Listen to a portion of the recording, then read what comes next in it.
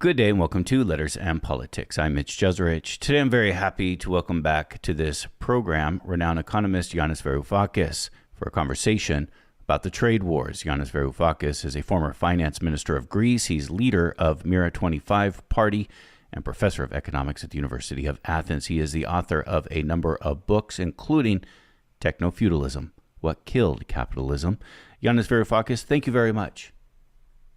Always a pleasure, Mitch. Always. I said there in the introduction, I called this a trade war. Do you think that's appropriate to look at what's happening right now with these tariffs, what's happening globally as a trade war? Well, there's always an element of a trade war when you have tariffs being thrown around.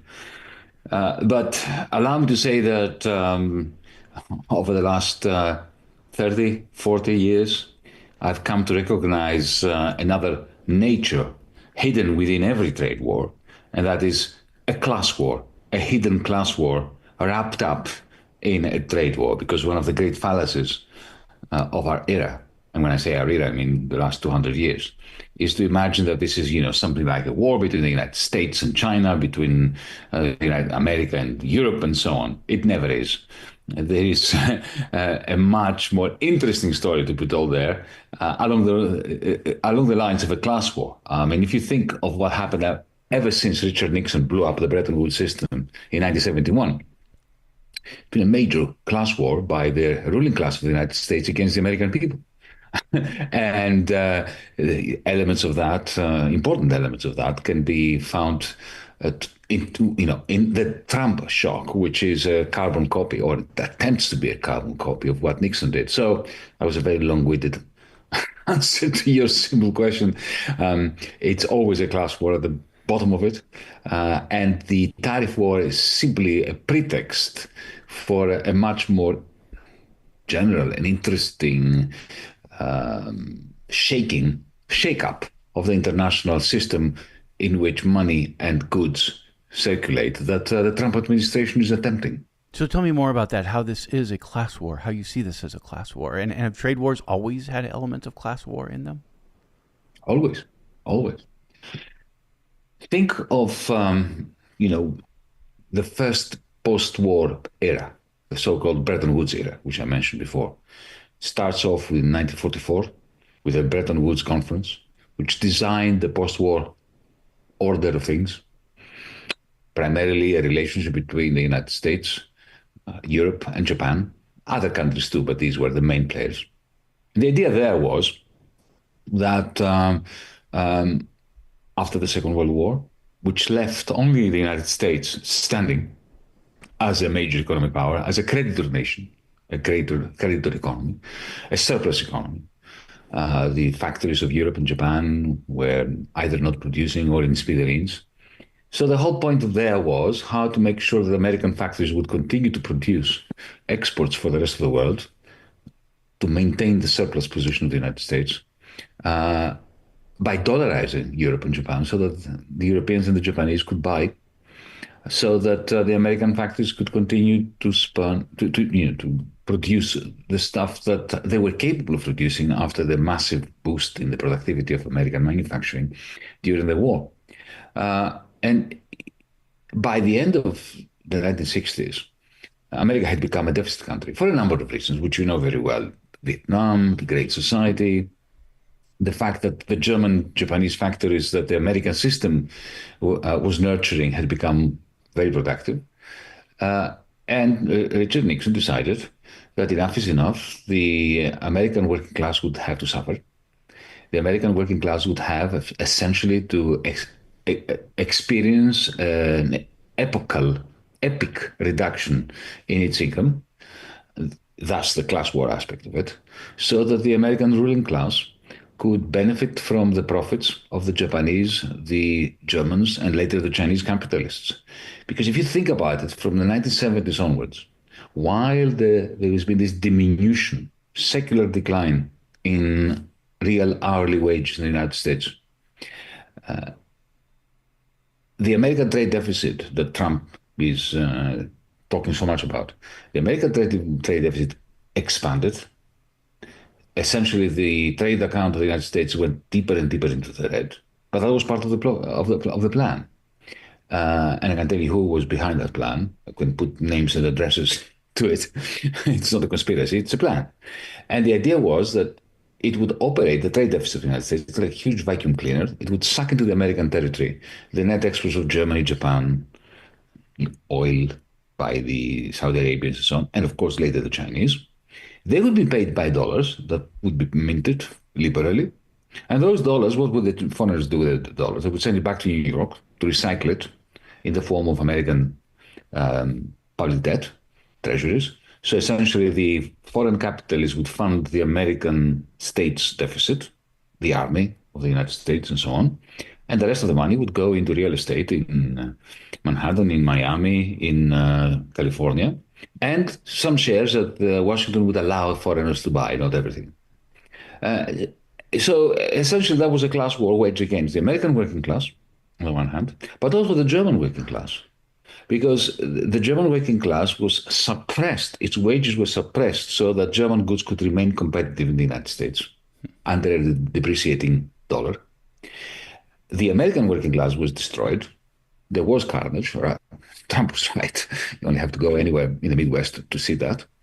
And the great beneficiaries of the world were the American rentier class, who were no longer producing stuff.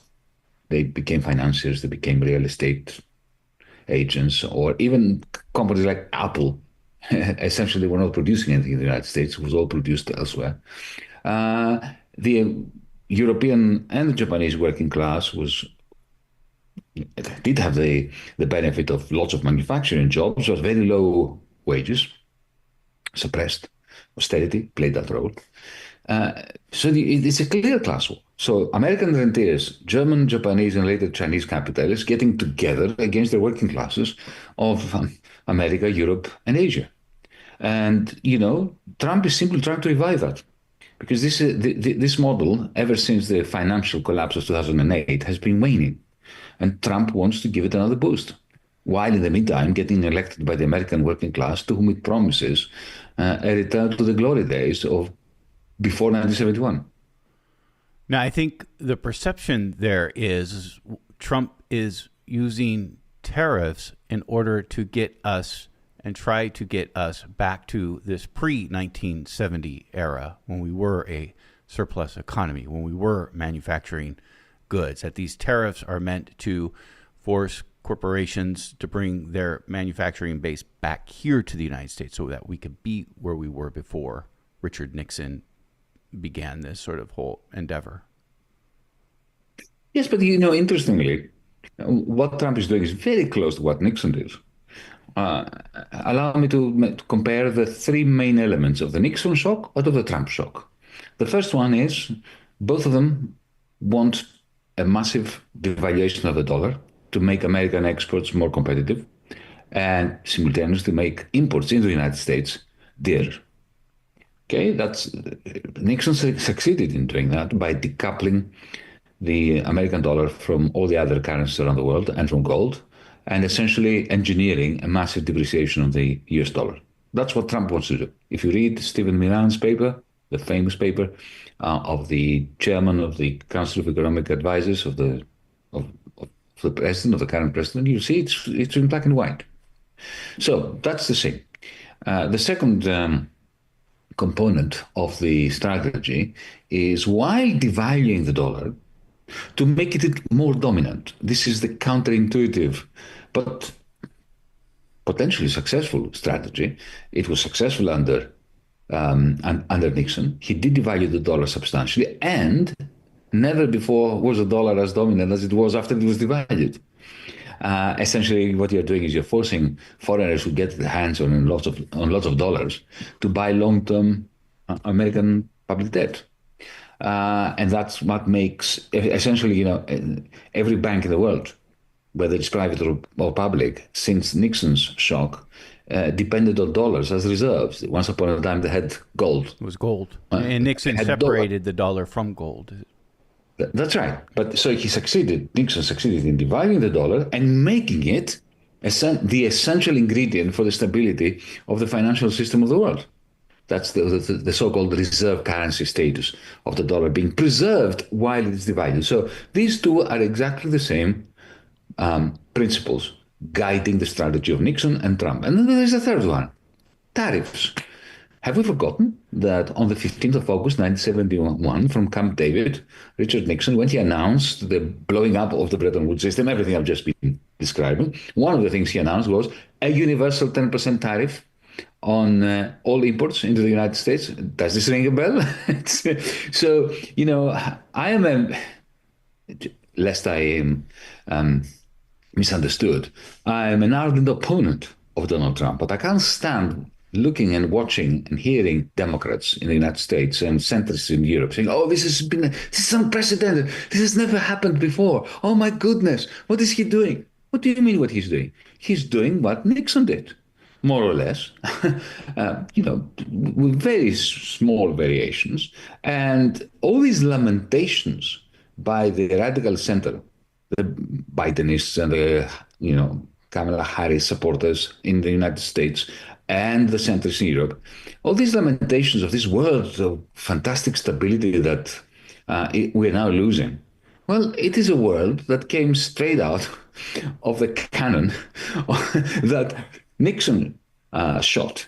It's a world that was created by the Nixon shock, which is very similar to the Trump shock. So there's so much hypocrisy in the responses to what Trump is doing that it makes it hard for us to separate the signal from the noise. I'm trying hard to understand what the logic of what Trump is doing here. And I don't say that dismissively of what he's doing here. Most of the coverage is that this is just nonsense that he's doing. It's been, and when I have found defenses for what Trump is doing, it's been kind of in technical language. I'm not an economist. And so I'm trying to find what the logic here is and what Trump is trying to achieve. And I guess and this is just me being stuck and having difficulty understanding these things generally anyways, but I'm trying to understand how it's a continuation from what Richard Nixon did. If what Richard Nixon did meant that we lost manufacturing jobs, is Trump not trying to bring manufacturing jobs back now? He's look. Allow me to try to shed some light into the logic. So, in 1970, a year before the Nixon shock, there was a gathering under Henry Kissinger. Remember, Kissinger back then was not in the State Department. He was at the NSC, the National Security Council, and typical Kissinger, all about geopolitics and geoeconomics and geostrategic thinking. His concern was really very simple. As a historian of power, Kissinger was very worried because he could see that the United States was falling from a surplus position into a deficit position. Okay, and every time that had happened before in human history, the hegemon who went from the surplus position to the deficit position lost its hegemony. So he asked a simple question of his team in that meeting, and he said, "Okay, folks, how do we preserve our hegemony?" Typical Kissinger question, right? And there was a young man as part of that team, Paul Volcker, the famous Paul Volcker. He became famous, something like 8 years later, 8 years later, because he became the chairman of the Fed. But when you say Volcker, I think of what automatically comes into my head is the Volcker shock. Yeah, exactly. But that's part of the Nixon shock. And it's part of the strategy which he outlined to Kissinger in 1970. Because when Kissinger said, "Okay, now we have a deficit. What are we going to do with that?" And Paul Volcker said, "The one thing we must not do is be German." By that he meant, well, we shouldn't impose austerity upon ourselves, tighten the belt to shrink the deficit. Because if we do that, then we will simply make a recession worse, and we're going to lose our hegemony. We must expand our deficit, make it larger. And then, of course, the question is, who's going to pay for it? And Paul Volcker said very simply, the foreigners.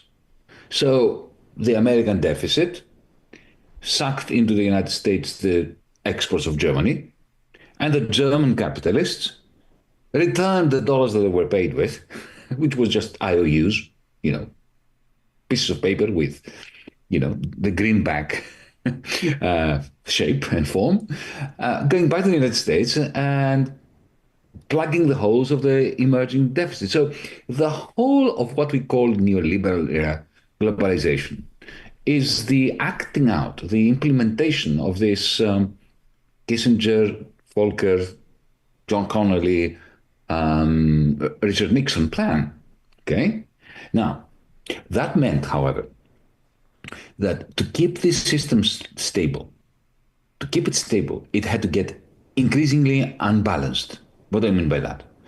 The American deficit, in order to keep the German factories, the Japanese factories, and later the Chinese factories churning stuff out, the American deficit had to keep growing as a percentage of American GDP. Right? So here comes the interesting logic of the Trump team. I'm not saying that it's the Donald's logic, but his team clearly have stated that. They say, okay, we've reached the point where because of the deficit getting bigger and bigger and bigger since 1971, in order to stabilize the world and American hegemony, the American deficit has essentially caused American manufacture to shrink and shrink and shrink because, we let other people produce the stuff and we bring them into the United States. So now we have a situation where the dollar world, think of the dollar universe, has expanded so much because, all these dollars that keep being printed in order to keep the factories of the rest of the world churning stuff out. The dollar sphere universe has expanded massively, right? But American manufacturing has contracted beyond imagination. And now we have all this dollar world corresponding to a very small degree of manufacturing. And that's the cause of their concern. They think that, and I think there's logic to this. At some point, American manufacturing, the capacity to do stuff, to build stuff, will have shrunk to such an extent that at some point, especially when you have China and India and Brazil and other countries, the BRICS, expanding their manufacturing, well, for how long can the dollar universe ad infinitum, it cannot go and ad infinitum expanding when essentially it's like a huge parasite being parasitic on an organism that is shrinking and shrinking and shrinking while the parasite is getting. So they fear that at some point there's going to be a sell-off of American dollars and the American hegemony is going to collapse overnight. Now, it's not an irrational fear. So what they want to do is they want to expand the manufacturing sphere of the United States and contract the dollar sphere in order to keep them in some proportion. And tariffs are just an instrument for it. Tariffs are not the point. Tariffs are the means, not the end, from their perspective. Now, Donald Trump may love tariffs and say that it's the most beautiful word in the American lexicon and so on.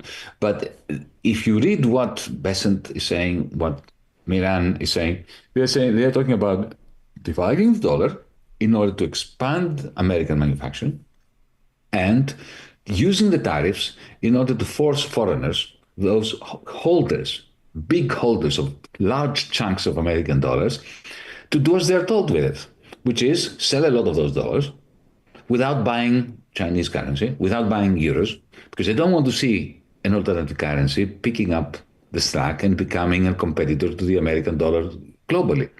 Now, if you look at it from that perspective, okay, then the discussion becomes far more interesting. What the Trump shock is attempting has a rational core, and we can then debate whether it's going to work or not, and what repercussions that is going to bring if it works, and what repercussions it's going to bring if it doesn't work. What we don't need is this hand-waving and panic-stricken mood in which the radical center finds itself. If your goal is to keep American hegemony, it sounds actually quite rational. It does. That's what scares me. What scares me is not that there is a madman in the White House who doesn't know what he's doing and he's going to blow up the world.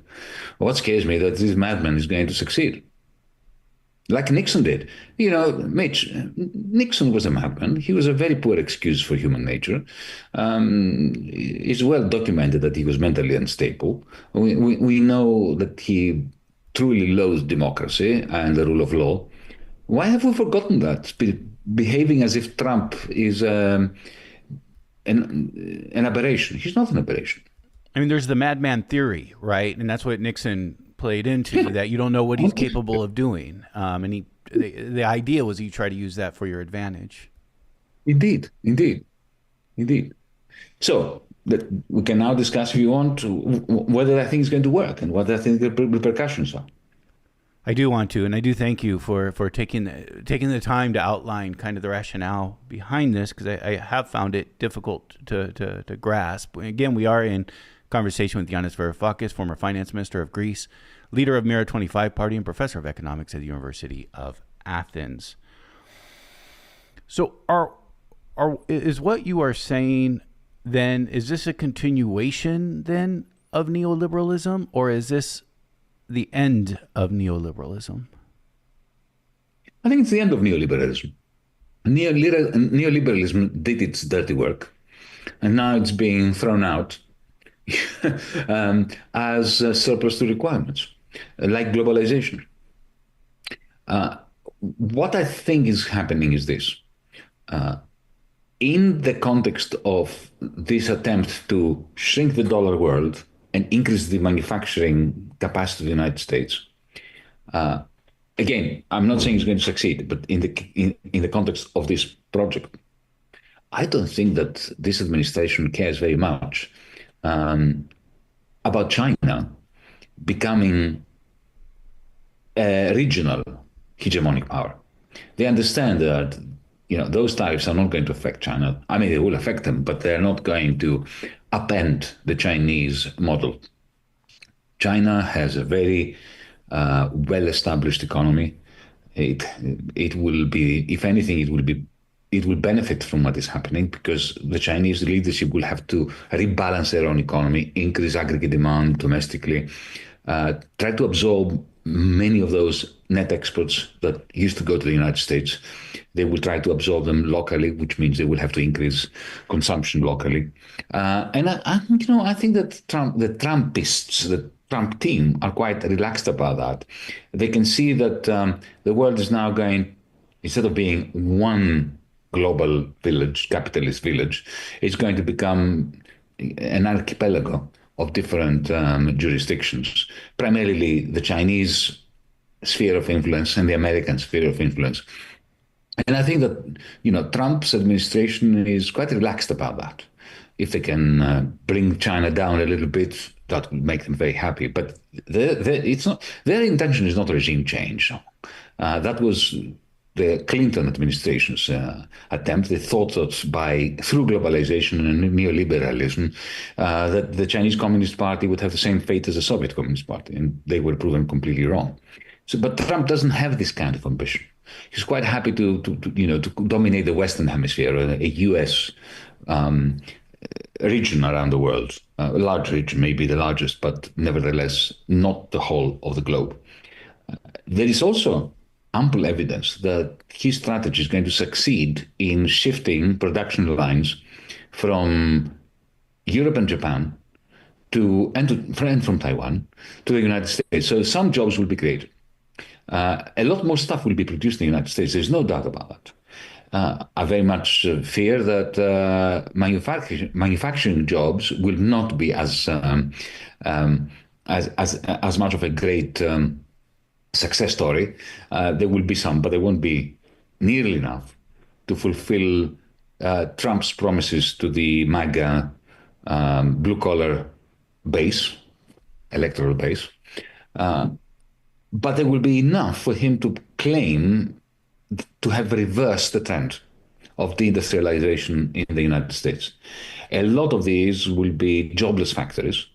You only have to go just outside Austin, where Apple is manufacturing the MacBook Pro, to see that hardly any human being is employed. It's all automated. So this will be the realm of AI-driven robotic labor. And that's important in relation to your question about neoliberalism. Because if you read or listen to the stalwarts of big tech in the United States and Silicon Valley, people like Peter Thiel, Katz, and others, you will find that there is a new version of neoliberalism, I might call it technolordism or technoliberalism. It goes beyond the divinity of the market. You see, Mitch, the way I understood, as an economist and a politician and political animal, I was never impressed by neoliberalism, and I thought it was never particularly new, nor particularly liberal. It was not even philosophically coherent. It wasn't even interesting. It was just a hodgepodge of 19th century ideas brought together under the influence of Hayek and Friedman in order to justify what Nixon was doing. You know, it's first Nixon decided to do what he did, and then they had to have an ideology and a political theory and an economic theory in order to, like every throne has a priest next to it, blessing it. So they needed a political philosophy and economics that would bless what they were doing anyway. It was not that, suddenly they read Hayek or Friedman and they decided to change the world. No. First they wanted to do what they did, and then they found that Friedman and Hayek were saying things that were useful to them in explaining and propagating the ideas that were functional to whatever it is that they were doing in any case. So neoliberalism, if you look at it, what it does is this. It celebrates the market as a divinity. That was a major break from the free market ideology up until the 1970s, because the free market ideology up until the 1970s was Adam Smith. The idea that the market is a fantastic mechanism, a fantastic slave of humanity. You have the market like a machine. It's automatic. You don't need to manage it. You don't need to supervise it. Actually, it's best if you don't manage it and supervise it, leave it to its own devices. And what it will do is it will synthesize, as if by an invisible hand moving behind our backs. Like this is the allusion to the divine. It will synthesize our wants, our talents, our energies, our capital, our labor, our land, whatever, bring it all together, and suddenly you have prosperity for the most. So up until the 1970s, up until neoliberalism emerged, traditional Smithian liberalism was all about the market as a good slave of humanity. With neoliberalism, what you have is the celebration of the market as a divinity, as an end in itself. It became, something, we don't care whether it works or not. Remember 2008, the whole thing came tumbling down. And yet, neoliberalism had made the market seem like the objective, not the means to an objective, but the objective. So that, now, to put it differently, with the Nixon shock, the bankers became central in the distribution of income. Up until 1971, under the Bretton Woods system, the bankers were irrelevant. Banks were severely circumscribed in what they could and couldn't do. There was very little stuff they could do. They couldn't take your money and bet in the stock exchanges or derivatives markets. There were capital controls. A banker could not shift money from the United States to Brazil to Europe at will. They had to get a permission to do this from the Fed, from the IMF. So banking was boring up until this explosion that the Nixon shock triggered. That couldn't continue after the Nixon shock, because the whole point, as I said before, of the Nixon shock was to use the American trade deficit in order to absorb into the United States the goods of everyone. That's why you needed to have free trade, and to bring in the money, the foreign capitalist money through the bankers. But that meant unshackling the bankers, letting the bankers do as they pleased, go crazy. And you needed an ideology for that. So for the rise of financial capital, you needed an ideology to back it. And that ideology was neoliberalism. Today, if you look at this whole cabal around Donald Trump, it's the owners of what I call cloud capital, not financial capital. What lives in your phone. What I call cloud capital as a produced means, not of production, but of modifying people's behavior. Making you want things directly. This is what Amazon.com does. This is what TikTok, Facebook, Instagram do. They implant desires into your heart and then satisfy them immediately, bypassing all markets. So we have a new capital in town, which is cloud capital, which is taking over from financial capital. And that needs its own ideology. And that new ideology is what I call tech lordism or technoliberalism, which is not doesn't put the individual or the market at its center.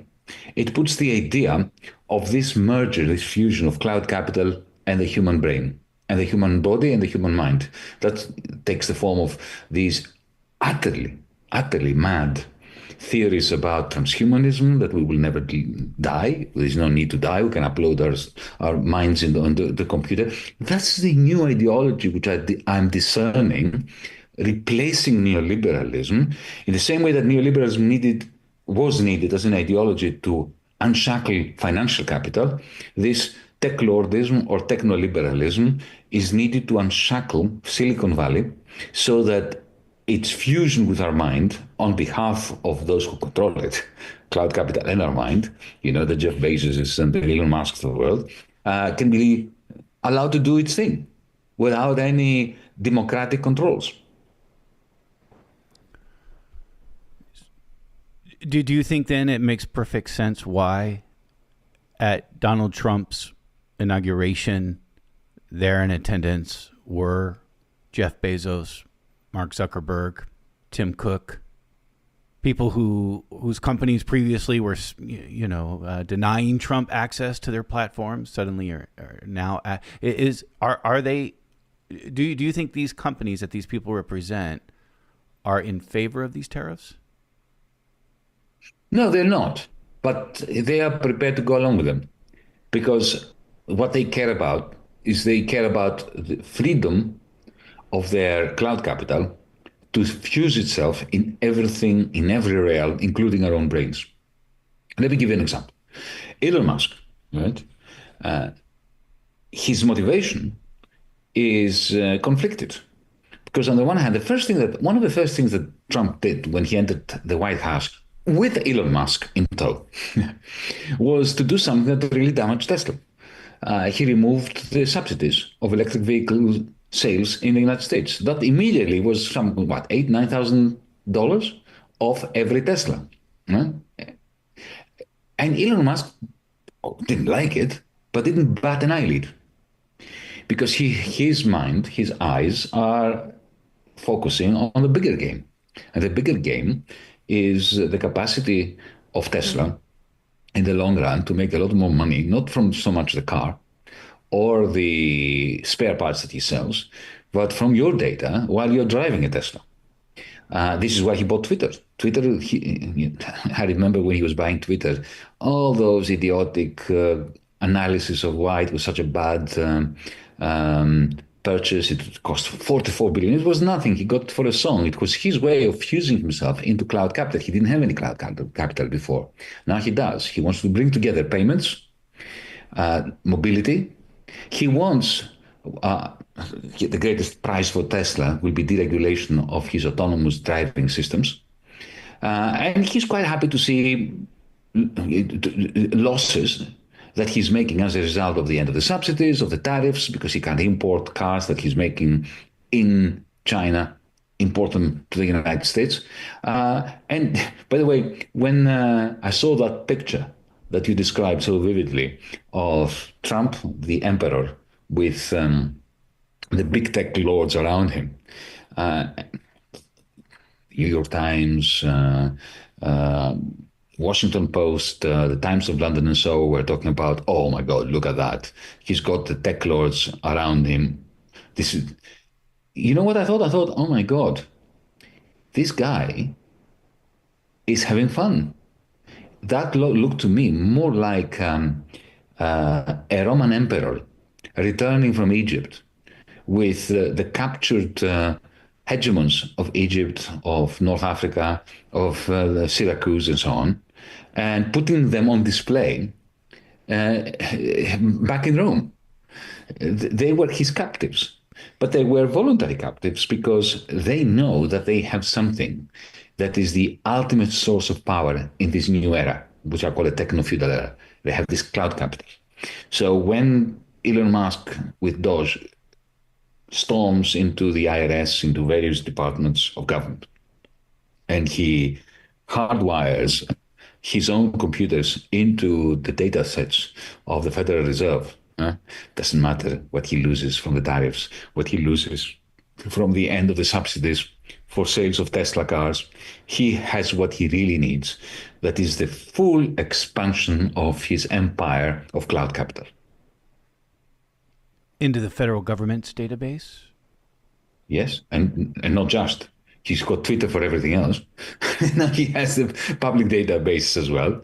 And when he gets the okay to create his own payment system, because that's what he ultimately wants, he wants to essentially he wants to copy what the Chinese have done with an application called WeChat.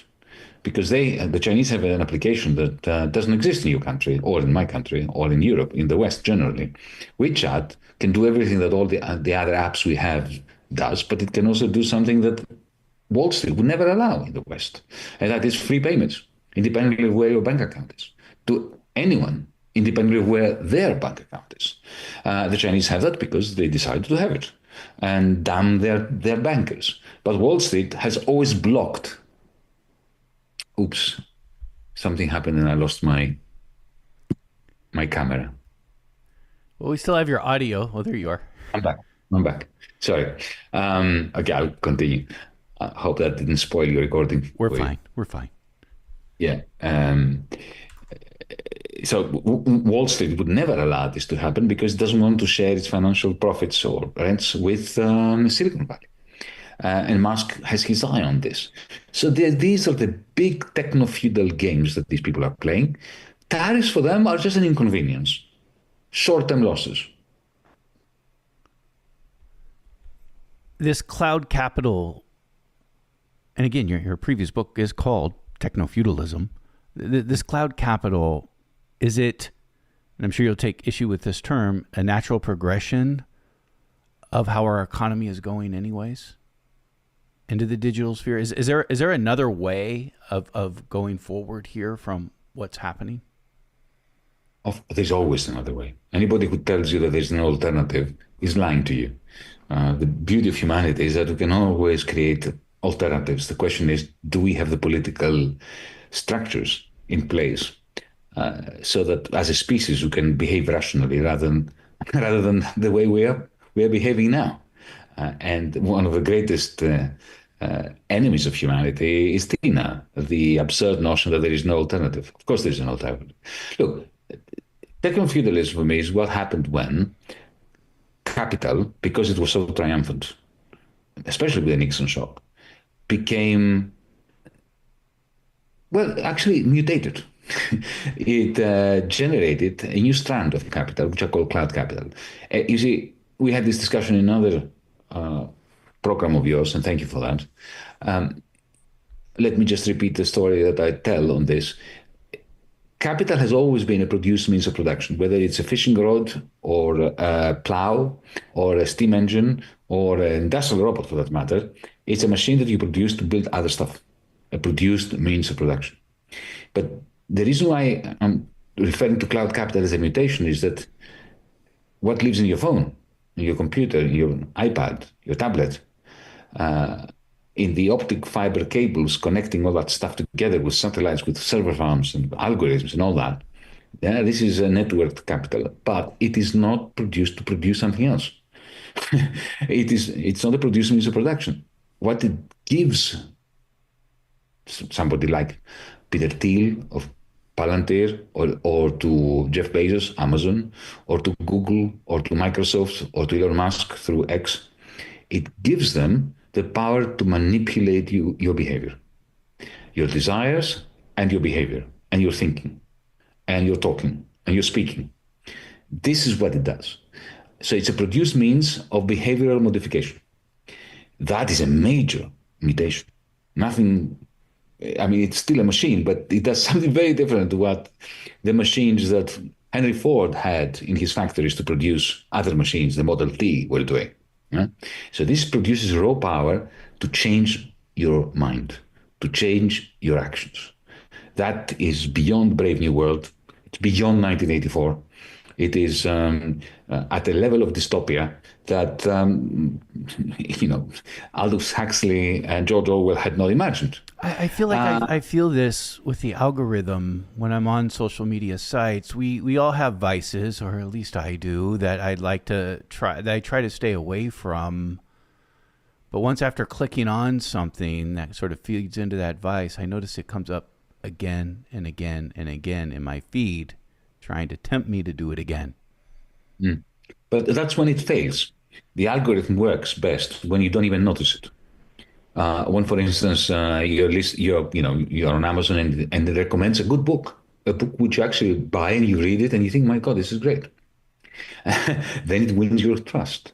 I don't know about you, but when I listen to music on Spotify, what Spotify's algorithm recommends to me to listen to next, either I like it or I love it. There's no chance I will hate it. It knows me. It knows me better than my best friends. And then I don't realize that this is the algorithm that is actually doing things to me because actually I enjoy what I'm doing.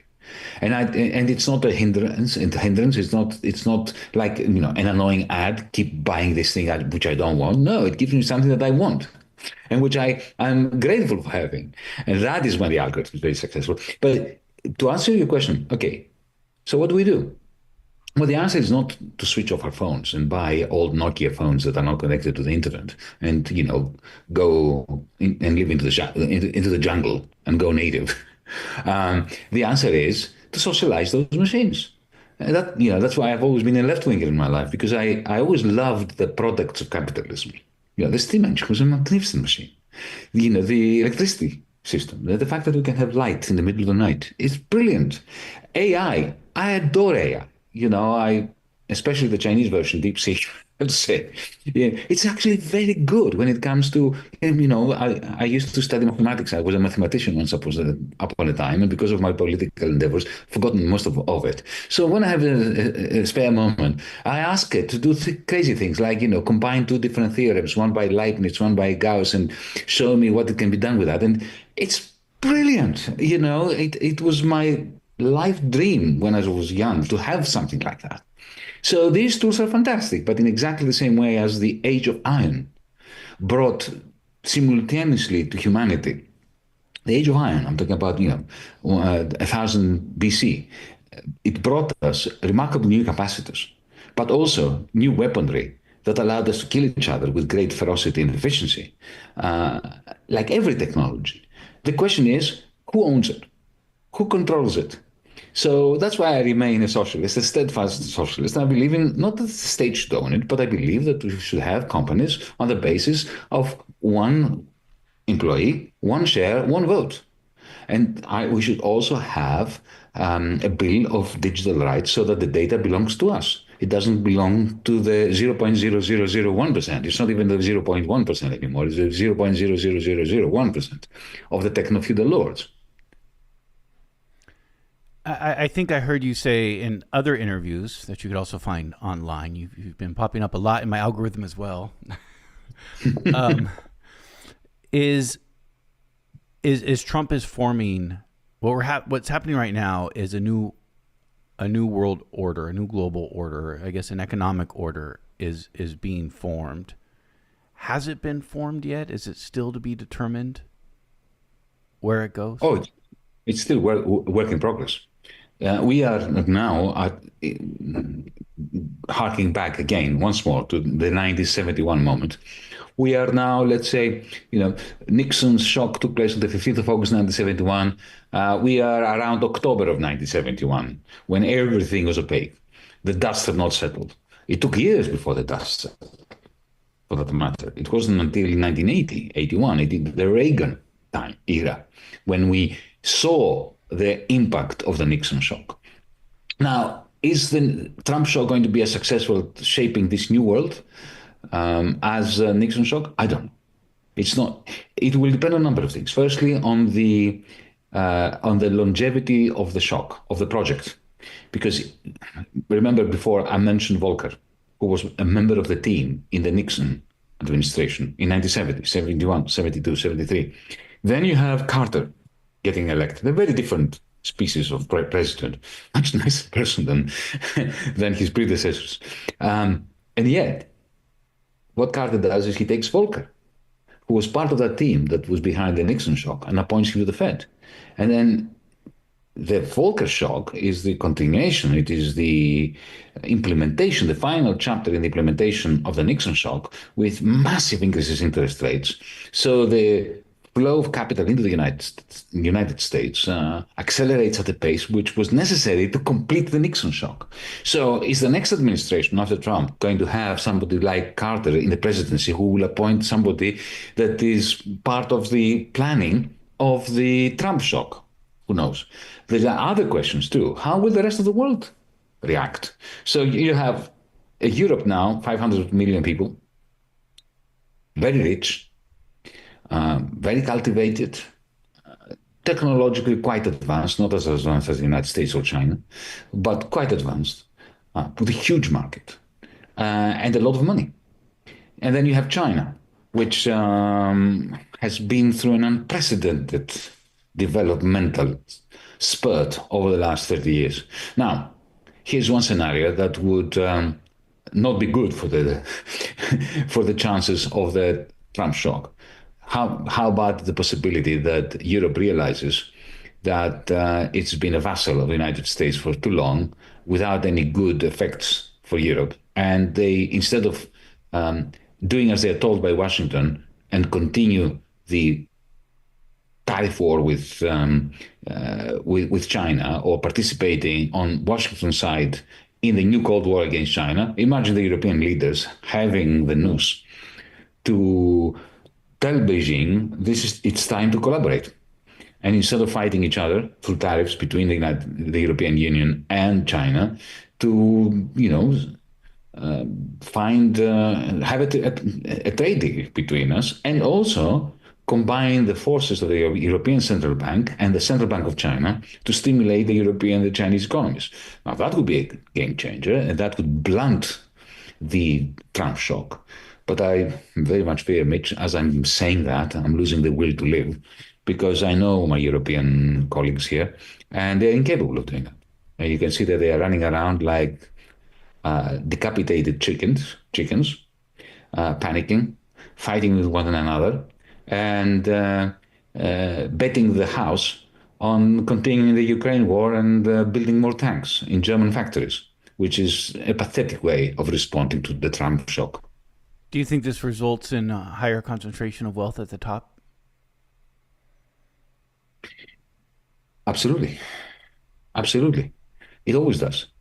When the ruling classes execute a plan to improve their capacity to reproduce themselves, while the working class, the middle classes, have zero representation anywhere. Inequality always gets bolstered, always grows. This is the whole point about democracy. Democracy is not something nice to have on the side. It is not a luxury. If you don't have democracy, if the demos is not an agent, it's not part of the decision-making process. And that the whole neoliberal era has been all about taking the demos out of democracy. Then you have enhancing inequality, and not only in income and wealth, but also in decision-making powers. And the result is a deeper economic crisis for the whole, while the top may be in a state of panic within their gated communities. They experience more and more wealth concentration. Yanis Varoufakis, again, is former finance minister of Greece, leader of the Mera 25 party, and professor of economics at the University of Athens. He is the author of the book Technofeudalism. Yanis Varoufakis, that was very helpful in trying to understand this whole, I guess, I won't restart the conversation of whether or not this is a trade war, but this has been helpful in understanding kind of what's at play here. And so I thank you. The pleasure, again, is all mine.